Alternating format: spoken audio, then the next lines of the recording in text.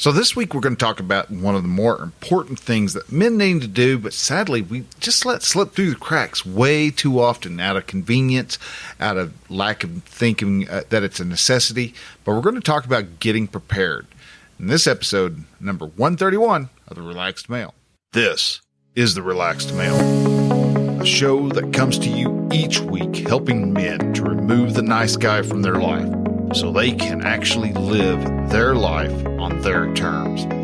Join the host, certified coach Brian Goodwin, as he helps men step out of their heads and become free from the thoughts that bind them. Hey man, hello and welcome to Relaxed Male. All right, so this week we're going to be getting a little off topic, but it's something as a man you need to be constantly thinking of. There's a lot of stuff that goes on in the world, and if you're not prepared for it, I mean, things can go sideways real quick. And we pride ourselves in making sure that we can take care of our family. So, men, this is something that we're going to be talking about this week. So let me introduce myself. I am Brian Goodwin. I am a certified men's relationship coach. I help men to improve their relationships on all different levels, and not just spouse relations, but employment relations, public relations, all these different types of relationships that we have. I help men to make those stronger, better.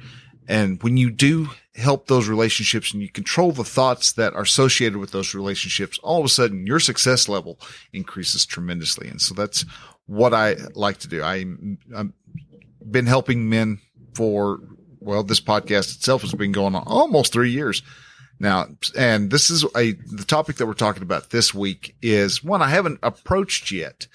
And it's been weighing on me. And I was like, all right, let's get this taken care of, because this is something guys definitely need to know. There's a lot of guys in the city who think that they're good. They've got the city. There's grocery stores everywhere. Yeah, there are the quote unquote food deserts where there's not a grocery store within like a 10-mile radius or something like that is what they call a food desert. But it's either way, grocery stores are, the way the supply chain is set up these days, grocery stores only carry about a 3-day supply. And I actually came to realize that whenever I was hauling groceries back in 2016, you guys show up, the truck drivers show up, they drop off the groceries, and 9 times out of 10, those groceries get carted right out into the grocery store itself and are put right onto the shelves. There's no storage area in grocery stores anymore. And yeah, that keeps the waste down a good bit. But at the same time, there's only 3 days supply of food in your average grocery store. So if all of a sudden, say, the fit hit the shan, you're going to see New York City be out of food. Say it happened tomorrow. That's Tuesday. That would be, say everything went south on a Monday. There we go. We'll start on a Monday. So everything goes south on a Monday. By Thursday, New York City is essentially out of food. People are starting to get really hungry and really cranky really quick. But there's more to being prepared. And I'm not talking about the whacked out, let's dig a bunker type of prepper, anything like that. Yeah, there are people who go to the extreme. They have, a huge army supply of firearms. They have 4 years worth of MREs set up and set to the side and ready to go. They've got, each kid has been trained to carry their own bug out bag, and, they've got their own bug out vehicle, which is an older model, vehicle. There's all these things that, people can take too far, but there are things that you can do now. And our food supply, believe it or not, is not the most steadiest, especially if you've been around for the past 2 years. Yeah, you saw our toilet paper shortage. You're going, well, I don't eat toilet paper. No, I know you don't. But as of today, we have several instances in states that they have the bird flu coming loose. And when a flock of chickens or turkeys or whatever type of bird that we have available to eat is diagnosed as having the bird flu, they don't just go, okay, well, let's separate the sick out. No, they destroy that flock. And so we've got a problem right now with, Thanksgiving's probably going to have an even a more expensive turkey than what they did. What was it, last year or the year before, 2021, when they had a shortage of turkeys and the turkeys were almost double in price. Yeah, we're fixing to have that, probably even a little worse. Don't know. I don't see the future, but good chance of that. Then you've got the fact that our food supply is also in peril, because if you've gone into any type of grocery store to go buy pasta or any bread base, you notice those things are getting a little scarce. And that's because the Ukraine is in the middle of a war right now with Russia. And both of those people do 40% of one particular thing. Ukraine does 40% of the world's wheat. The world's grain is grown in Ukraine. Russia, on the other hand, produces 40% of the world's fertilizer. Without fertilizer, plants ain't going to grow as good. So you're not going to get, like around here, everybody talks about 50 bushels an acre. That's kind of what they aim for right now. They can see if they can get 50 bushels of wheat. My dog's running around doing stuff, so I hear clunks and stuff in the background. That's just her. So with Russia not producing 40% or not being able to sell 40% of the fertilizer that it has, the world's not going to be able to produce that 50 bushels of wheat. That 50 bushels of wheat is pretty good.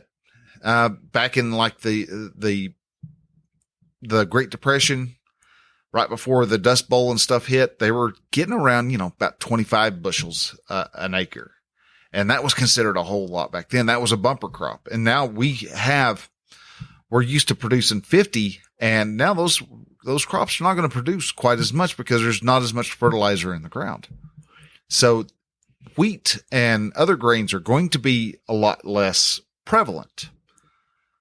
So there's a lot that is actually going on. And I'm not saying this to scare you into, oh my gosh, we need to panic. We need to be scared. We need to hide under our beds. No, this is just, you need to be aware of what's actually going on. And I'm sure if there's anybody who doesn't know what's going on in the Ukraine and Russia, I mean, okay, dude, watch a little bit of television.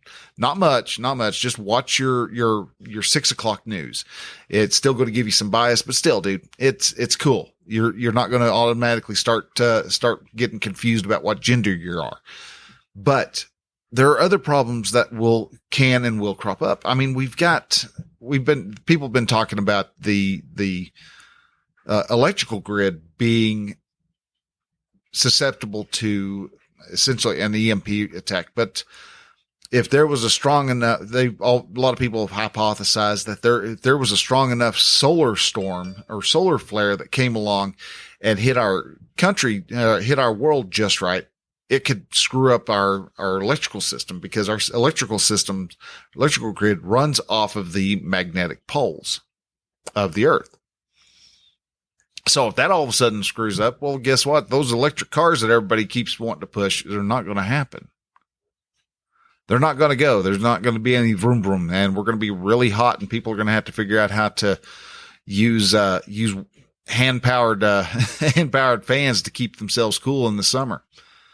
But there's a lot of problems that can and will and do crop up, especially when we are in a mode of scarcity. And one of the best ways you can do to keep your family safe, keep your family secure, and keep them in a place where they don't have to be worrying when the next meal's coming along and you're able to properly provide for your family is, first, just make sure you've got enough food. That can be in the form of growing a garden if it's in the spring. I always was raised with the line of thinking, if you're in the area where like Oklahoma's at, that whole, parallel in that area, you don't put your vegetables in the ground until after Easter. You know, you kind of learn the line of thinking, and some people do. They put their vegetables out early, but I was raised being told you don't plant before Easter. Or if you do plant, don't plant, you know, seedlings. If you're going to put stuff in the ground, yeah, I guess you can do it like the week before Easter. I forget exactly how that goes. It's been 30 years since I planted a garden, but learn how to grow a garden. If it's too late in the season and you're like, you know what? I need to go ahead and start preparing a little bit. When you go to the store and you're buying green beans or buying cans of corn, and you typically buy 2, buy an extra one. And take that extra one, set it off to the side, set it in the closet or a pantry or someplace, and just set it off to the side and rinse and repeat. And you'll eventually will have a month's supply. It's actually what I would recommend you have is get about a 30-day supply. And you're not going to be stuck having to eat nothing but canned green beans, canned corn, canned black-eyed peas all the time, you know, but you're going to have the ability to at least have some cans that you can actually use to barter with. Because if there's other people, if you're prepared, I can tell you there's going to be people around you who are not prepared, and they're going to be completely blindsided on this, thinking that everything was going great and wonderful and peachy. And they're going to look at you and go, "You've got any food, man? We haven't eaten in 3 days." And you can go, "Yeah, sure." And you go and grab like 6 cans of something, 6 cans of this, and you can give them some food and allow them to be able to continue on. Or you can barter, you know, you can use those cans of food as, you know, as a form of currency. You know, I'll give you a half dozen eggs for 2 cans of green beans and a can of pumpkin. You know, that would be something that somebody's going to go, "Oh, dude, that rocks." Yeah. You know, can of peaches all of a sudden might be worth a car payment somewhere down the road. Probably not, but still. Something else that you want to be able to do is make sure you have enough fuel. Now, you have to do some searching, but if you can find fuel that doesn't have ethanol in it, the better, because I've actually come across this here recently, and I'd heard about the several problems with ethanol, but one of the big ones is ethanol, when it gets old, it collects moisture out of the air. So, and water in your gas is not a good thing. So you want to find ethanol-free gas. And yes, it is out there. It is usually going at the same price as premium fuel. So you can find fuel, but get fuel, and you can also buy stuff like fuel stabilizer so that you can keep that. But at least have several cans available. So if you know something's fixing to happen, you can go get to the filling station and fill up with, you know, an extra 40 gallons of gas or whatever. Also, you can use gas, you know, as bartering also. So fuel comes in handy, but it's the best for a car. And you'd want to have a earlier model car. Like if you can get in the 70s, at the latest, you know, maybe up to the mid 80s, before everybody started going with fuel injection instead of carburetors, you're probably actually going to be better off with those types of cars, because those cars don't need as much work. They don't have the computer controls that they would normally have. They're a lot more, they would actually be a lot more reliable. And if not reliable, they're a lot easier to fix. So, you know, you have some fuel. If anything, it allows you to be able to set a fire and things like that. Something else that you want, but this is something that is going to be kind of a delicate balance. And that is have some money on hand. Have as much money as you can handle and you feel safe having in your house. Don't have it all sitting in a bank, because the banks are switching over to something called an ESG score. And this is an added social score, social credit score. That's the word I was looking for. It's a lot like the Chinese credit score. It is, if you're not saying something that the government, or in this case, World Economic Forum agrees on, if you don't have enough solar panels on your roof, if you're not driving either their version of a fuel economic car or an electric car or something along those lines, they can actually are setting themselves up to where they can actually say, you know what, your not worth, you're not going to be able to spend your money. And if they ever go to the digital currency, that's really going to happen, is because they're going to go to some type of programmable currency where they can go, you know what? You're not pulling your weight. You are not saying the right things. You do not have enough, enough LGBTQ alphabet people in your company. So you're not able to spend your money. And all of a sudden, you could have $40 billion in the bank, and all of a sudden you can't spend a dime on it because the bank doesn't allow you to spend it on X, Y, and or Z. They can turn you off like that. Now, again, I'm not saying this to scare you, but it is something you want to make sure you are aware of, and that ESG scores are that entirely. And you don't think the ESG is not going to happen? Well, look at a couple of weeks ago. Elon Musk, world's richest man, the man doing more to fight global warming than anybody else. He has built the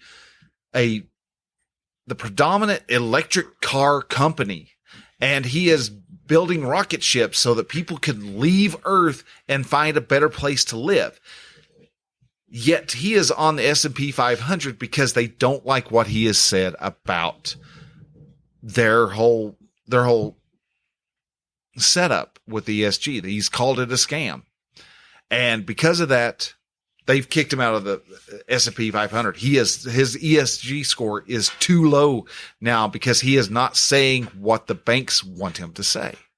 So you want to make sure that you have enough actual greenbacks on hand. Now, there is a caveat with that. You don't want to be driving around with a huge amount of money. And it's not because the people coming up to you with a gun pointed at your head saying, give me all your money or else. It's actually the police that you have to worry about. There is something called the civil asset forfeiture. And it is tied into with the old RICO laws, but you have a bag of money and you can't account for every dollar as to why that every dollar is there. They can go, you know what? We're going to take this, and they will. They will seize your bag of money. And there's been people who have. They've been traveled across country, maybe to buy a car or something. They wanted to use cash. And so they drive across the country with this cash, and they get stopped, and the police look at it and go, what's this money for? Well, it's our money. It's like, well, do you have a receipt for it? Yeah, I do. Well, we got to be able to count for that. So bring the receipt with you whenever you meet up with the police station, give it to them. And there's a lot of people who still have not gotten one red cent back of the money that the government stole. So yes, there is this thing called civil asset forfeiture, which is otherwise known as illegal theft. The government come along and go, you know what? You got too much money and just walking around with, and you're not telling us what you need, what you're using that money for. And so that we're going to assume that that's a little suspicious, and we're just going to yoink it and we're going to use it for ourselves. And that's exactly what it does. It goes into their coffers and they get to go off and use the money for whatever they want to use it. Now, another thing you want to make sure you have is a good network of friends. Men, again, I've talked about this one multiple times. This is one of the reasons why the fourth pillar of the relaxed male is the man's community. You need to have a network of friends. You've got your really good close friends, and then you've got your friends that are on the outer circle, and then you've got your acquaintances. You need to have a good sized group of people who you're pretty good friends with. You can call them up and go, dude, my car is broke. I don't know what's going on. I know you've worked on cars before. Maybe could you help me? Yeah, sure. No problem. Come over and give them a couple green beans for helping them work on your car. Also, with working on the car, that leads up to the next one, which is know how to do basic repairs. Do you know how to change the oil in your car? Do you know how to change a tire on your car? Do you know how to change the tire off the rim of your car? These are things that you would like to, that you really do need to know how to do. Do you know how to grow a garden? Do you know how to turn the soil so that you can prep it for a garden? If you can't get any fertilizer, where else can you get fertilizer from? Hint, go ask Farmer Brown. He's got a field full of the best fertilizer in the world. Know how to do basic repair skills. You get a whole leak in your roof. How do you repair the leak? That's something you need to figure out. Talk to somebody who knows and learn. And this goes to the man's mind pillar.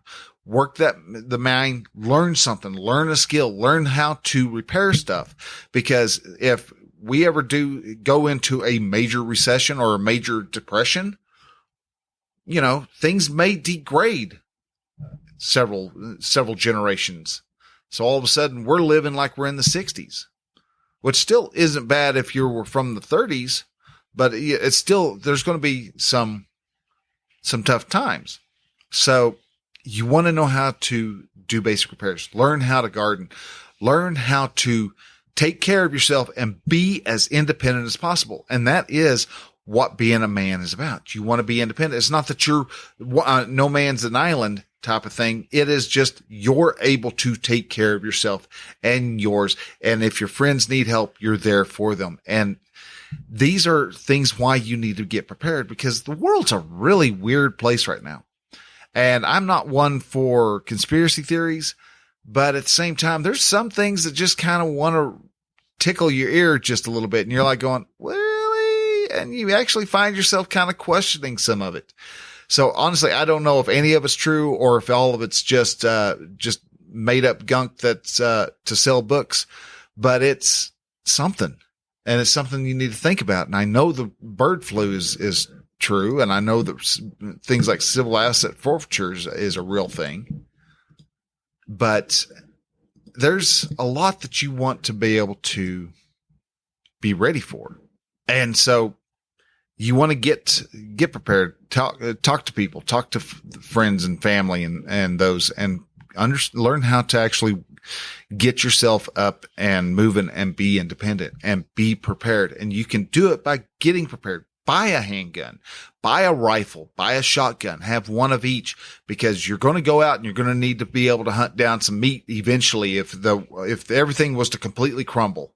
I don't think it will, but in case it was to ever, to be able to go out, go hunting, you might need to save up, several boxes of shells for each one and understand how they work. These are things that my man who is ready to take care of his family will be prepared to take care of his family. So guys, with that, I want to thank you for listening. If there's anything that I've said in here that really caused you to really listen and pay attention, you learned something from it, awesome, great. Share it out with your friends, family, on Facebook, Instagram, all the social network sites that you visit. If you thought of somebody in particular who this would really ring true with, hit that share button and go share it over hit the share button on your podcast app and share it over to your friend. You send it as a text over to them. Go, dude, listen to this, got me to thinking of you. Here, listen to this and tell me what you think. Help us to grow the Relaxed Male podcast, because we need to get men together, get that nice guy that's inside of them, get them kicked out of the curb, because the nice guy is not going to help society at all. Nice guy is actually a detriment to society. And so we need to get rid of him and start having men become men. And the only way we can do that is with you telling other men about this show. So guys, with that, I want to thank you very much for listening. Y'all take care, and I will see you next week. Till then, bye.